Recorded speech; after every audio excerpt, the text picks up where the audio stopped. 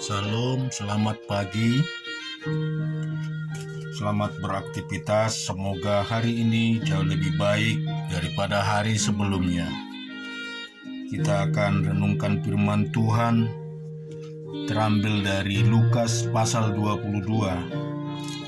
Ayat yang pertama, Hari Raya Roti Tidak Beragi yang disebut Paskah sudah dekat. Imam-imam kepala dan ahli-ahli Taurat mencari jalan bagaimana mereka dapat membunuh Yesus, sebab mereka takut kepada orang banyak.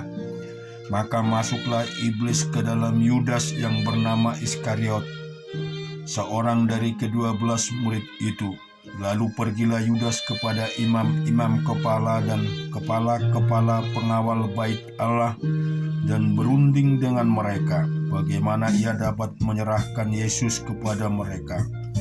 Mereka sangat gembira, bermufakat untuk memberikan sejumlah uang kepadanya. Ia menyetujui dan mulai dari waktu itu ia mencari kesempatan yang baik untuk menyerahkan Yesus kepada mereka tanpa setahu orang banyak. Maka tibalah hari raya roti tidak beragi, yaitu hari raya mana orang harus menyembelih domba Paskah. Lalu Yesus menyuruh Petrus dan Yohanes, katanya, "Pergilah, persiapkanlah perjamuan Paskah bagi kita supaya kita makan." Kata mereka kepadanya, "Di manakah engkau kehendaki kami mempersiapkannya?"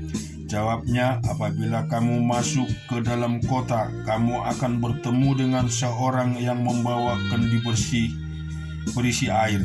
Ikutilah dia dan dalam rumah yang dimasukinya, dan katakanlah kepada tuan rumah itu, 'Guru bertanya kepadamu, di manakah ruangan tempat aku bersama-sama dengan murid-muridku akan makan Paskah?' Lalu orang itu akan menunjukkan kepadamu sebuah ruang atas yang besar dan sudah lengkap. Disitulah kamu harus mempersiapkannya." Maka berangkatlah mereka dan mereka mendapati semua seperti yang dikatakan Yesus kepada mereka. Lalu mereka mempersiapkan Paskah.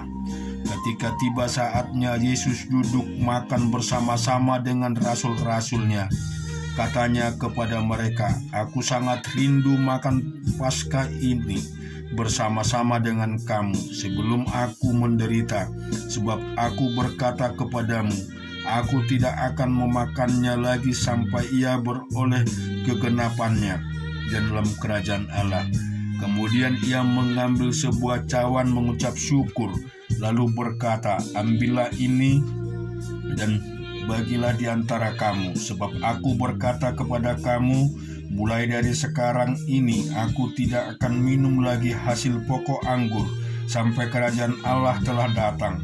Lalu ia mengambil roti yang mengucap syukur, memecah-mecahkannya dan memberikannya kepada mereka. Katanya, "Inilah tubuhku yang diserahkan bagi kamu. Perbuatlah ini menjadi peringatan akan kamu." Demikian juga dibuatnya dengan cawan sesudah makan. Ia berkata, "Cawan ini adalah perjanjian baru oleh darahku yang ditumpahkan oleh kamu. Tetapi lihatlah tangan orang yang menyerahkan aku ada bersama dengan aku di meja ini. Sebab anak manusia memang akan pergi seperti yang telah ditetapkan, akan tetapi celakalah orang yang oleh dia diserahkan." Lalu mulailah mereka mempersoalkan siapa di antara mereka yang akan berbuat demikian. Terjadilah juga pertengkaran di antara murid-murid Yesus. Siapakah yang dapat dianggap terbesar di antara mereka? Yesus berkata kepada mereka, "Raja-raja bangsa-bangsa memerintah rakyat mereka dengan orang-orang yang menjalankan kuasa atas mereka disebut pelindung-pelindung. Tetapi kamu tidaklah demikian, melainkan yang terbesar di antara kamu hendaklah menjadi sebagai yang paling muda, dipimpin sebagai pelayan. Sebab siapakah yang lebih besar, yang duduk makan atau yang melayani?" Bukankah dia yang duduk makan, tetapi aku ada di tengah-tengah kamu sebagai pelayan?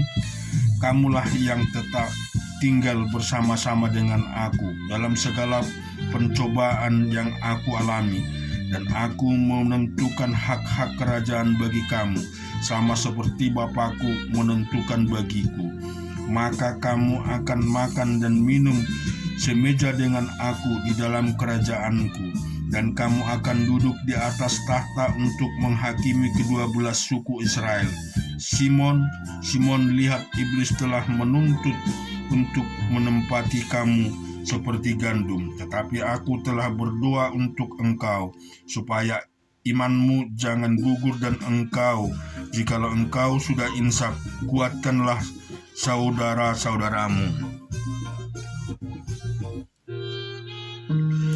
Jawab Petrus, Tuhan, aku bersedia masuk penjara dan mati bersama-sama dengan engkau. Tetapi Yesus berkata, aku berkata kepadamu Petrus, hari ini ayam tidak akan berkokok sebelum engkau 3 kali menyangkal bahwa engkau mengenal aku. Lalu ia berkata kepada mereka, ketika aku mengutus kamu dengan tiada membawa pundi-pundi bekal dan kasut, adakah kamu kekurangan apa-apa? Jawab mereka, suatu pun tidak. Katanya kepada mereka, tetapi sekarang ini siapa yang mempunyai pundi-pundi, hendaklah ia membawanya. Demikian juga mempunyai bekal, dan siapa yang tidak mempunyai, hendaklah ia menjual jubahnya dan membeli pedang. Sebab aku berkata kepada kamu bahwa nas kitab suci harus digenapi padaku. Ia akan terhitung di antara pemberontak-pemberontak. Sebab apa yang tertulis tentang aku sedang digenapi. Kata mereka, Tuhan, ini 2 pedang. Jawabnya, sudah cukup. Kita lihat juga di dalam Amsal 25. Juga ini adalah amsal-amsal Salomo yang dikumpulkan pegawai-pegawai Hizkia Raja Yehuda. Kemuliaan Allah ialah merahasiakan sesuatu, tetapi kemuliaan raja-raja ialah menyelidiki sesuatu. Seperti tingginya langit dan dalamnya bumi, demikianlah hati raja tidak terduga. Sisihkanlah sanga dari perak, maka keluarlah benda yang indah bagi pandai emas. Sisihkanlah orang-orang fasik dari hadapan raja, maka kokohlah tahtanya oleh kebenaran. Jangan berlagak di hadapan raja atau berdiri di tempat para pembesar, karena lebih baik orang berkata kepadamu, naiklah kemari, daripada engkau direndahkan di hadapan orang mulia.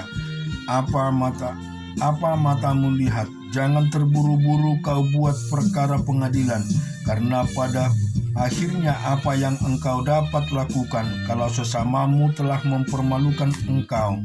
Bilalah perkaramu terhadap sesamamu itu, tetapi jangan buka rahasia orang lain, supaya jangan orang yang mendengar engkau akan mencemooh engkau, dan umpat terhadap engkau akan tidak hilang. Perkataan yang diucapkan tepat pada waktunya adalah seperti buah apel emas di pinggan perak. Teguran orang yang bijak adalah seperti cincin emas dan hiasan kencana untuk telinga yang mendengar. Seperti sejuk salju di musim panen, demikian pesuruh yang setia bagi orang-orang yang menyuruhnya. Ia menyegarkan hati tuan-tuannya. Awan dan angin tanpa hujan, demikianlah orang yang menyombongkan diri dengan hadiah yang tidak pernah diberikannya. Dengan kesabaran seorang penguasa dapat diyakinkan, dan lidah lembut mematahkan tulang. Kalau engkau mendapat madu, makanlah secukupnya. Jangan sampai engkau terlalu kenyang dengan itu, lalu memuntahkan.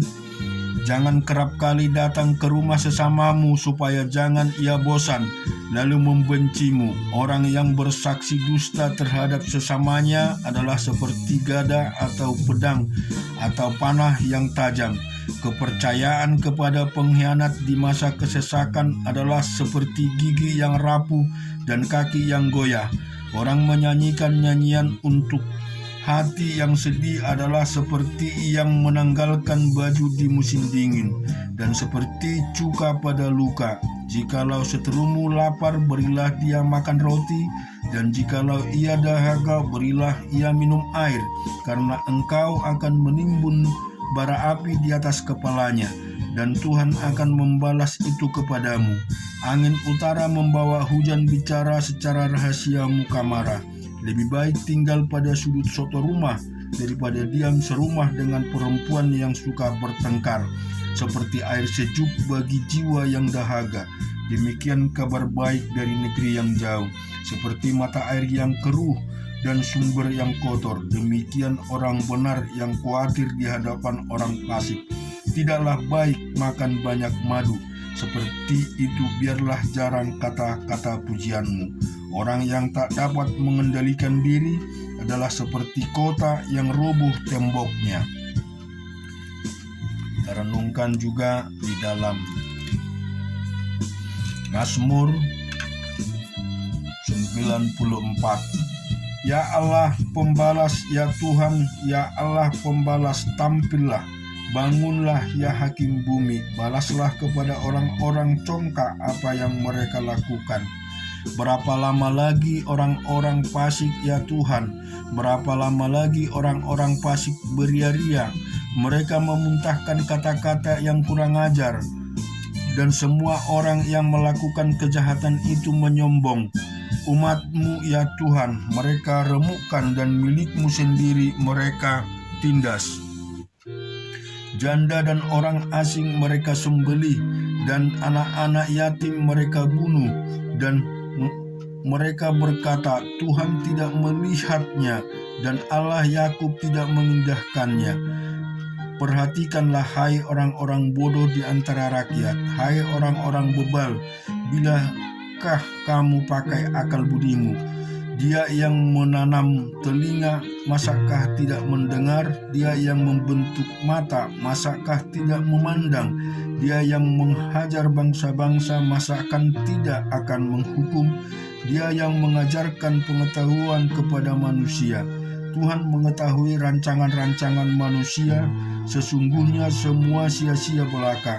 Berbahagialah orang yang kuajar ya Tuhan, dan yang kau ajari dari Taurat-Mu, untuk memenangkan dia terhadap hari-hari malapetaka, sampai digali lubang untuk orang fasik. Sebab Tuhan tidak akan membuang umat-Nya, dan milik-Nya sendiri tidak akan ditinggalkan. Sebab hukum akan kembali kepada keadilan, dan akan diikuti oleh semua orang yang tulus hati. Siapakah yang bangkit bagiku melawan orang-orang jahat? Siapakah yang tampil bagiku melawan orang-orang yang melakukan kejahatan? Jika bukan Tuhan yang menolong aku, nyaris aku diam di tempat sunyi. Ketika aku berpikir kakiku goyang, maka kasih setiamu ya Tuhan menyokong aku.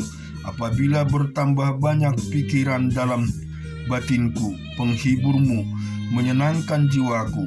Masakah bersekutu dengan engkau tahta kebusukan yang merancang bencana berdasarkan ketetapan? Mereka bersekongkol melawan jiwa orang benar, dan menyatakan fasik darah orang yang tidak bersalah.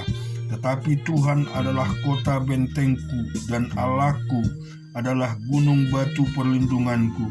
Ia akan membalas kepada mereka perbuatan jahat mereka, dan akan kejahatan mereka Ia akan membinasakan mereka. Tuhan Allah kita akan membinasakan mereka.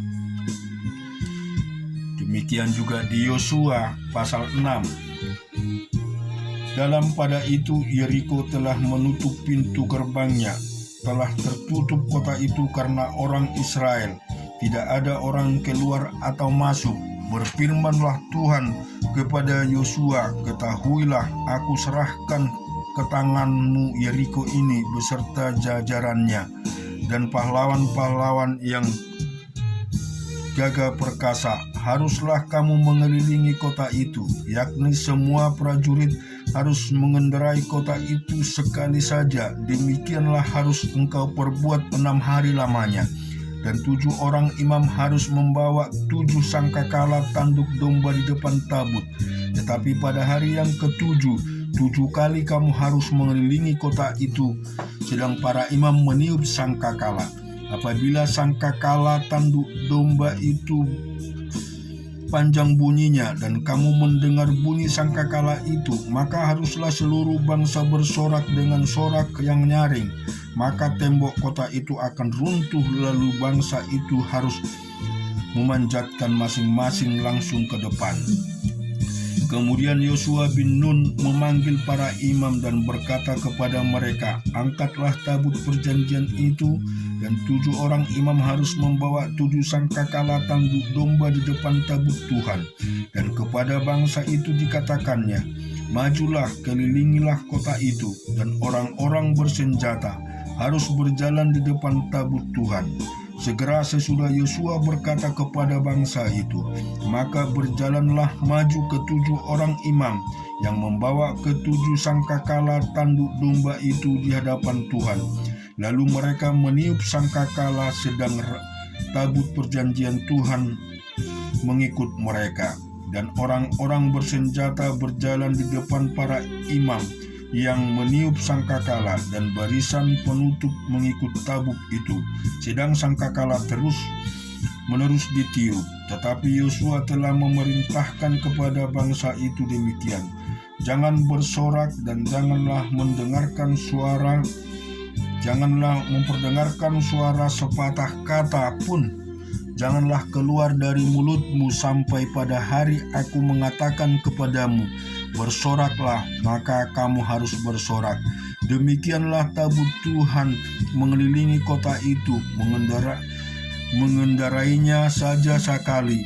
Kemudian kembalilah mereka ke tempat perkemahan dan bermalam di tempat perkemahan itu. Keesok harinya Yosua bangun pagi-pagi, lalu para imam mengangkat tabut Tuhan. Maka berjalanlah juga ke-7 orang imam yang membawa ke-7 sangkakala tanduk domba itu di depan tabut Tuhan. Sambil berjalan mereka meniup sangkakala, sedang orang-orang bersenjata berjalan di depan mereka, dan barisan penutup mengikut tabut Tuhan. Sementara sangkakala terus-menerus ditiup. Demikianlah pada hari kedua mereka mengelilingi kota itu sekali saja, lalu pulang ke tempat perkemahan dan mengikut. Begitulah dilakukan mereka 6 hari lamanya. Tetapi pada hari yang ketujuh mereka bangun pagi-pagi ketika fajar menyingsing dan mengelilingi kota 7 kali dengan cara yang sama. Hanya pada hari itu mereka mengelilingi kota itu 7 kali.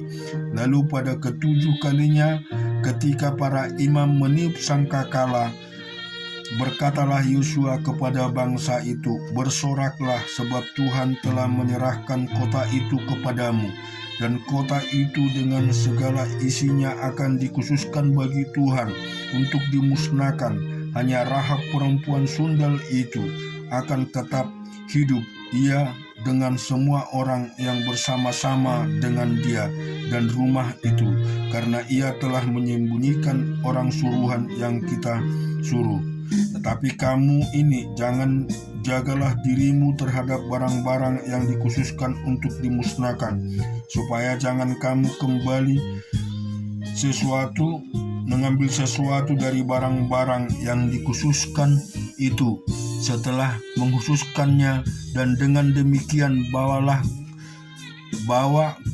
kemusnahan atas kemahan orang Israel dan mencelakakannya. Segala emas dan perak serta barang-barang tembaga dan besi dalam ada kudus bagi Tuhan, semuanya itu akan dimasukkan ke dalam perbendaharaan Tuhan. Lalu bersoraklah bangsa itu, sedang sangkakala ditiup.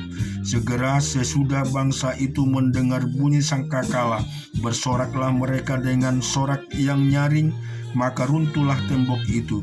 Lalu mereka memanjat masuk ke dalam kota, masing-masing langsung ke depan dan merebut kota itu. Mereka menumpas dengan mata pedang segala sesuatu yang di dalam kota itu, baik laki-laki maupun perempuan, baik tuan maupun muda, sampai kepada lembu domba dan keledai.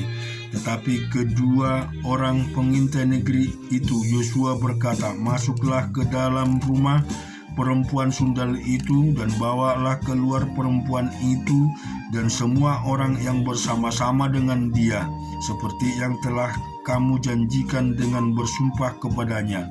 Lalu masuklah kedua pengintai muda itu dan membawa keluar Rahab dan ayahnya, ibunya, saudara-saudaranya, dan semua orang yang bersama-sama dengan dia.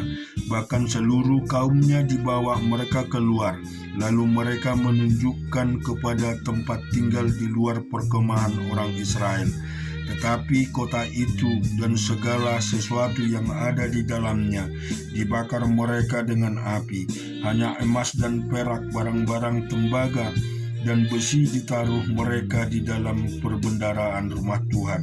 Demikianlah Rahab perempuan sundal itu dan keluarga serta semua orang yang bersama-sama dengan dia dibiarkan hidup oleh Yosua.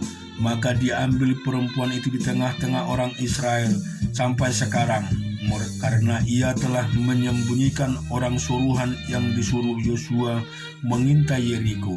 Pada waktu itu bersumpahlah Yosua, katanya, terkutuklah di hadapan Tuhan orang yang bangkit untuk membangun kembali kota Yeriko ini, dengan membayarkannya anaknya yang sulung itu akan meletakkan dasar kota itu, dan dengan membayarkan nyawa anak yang bungsu ia akan memasang pintu gerbangnya.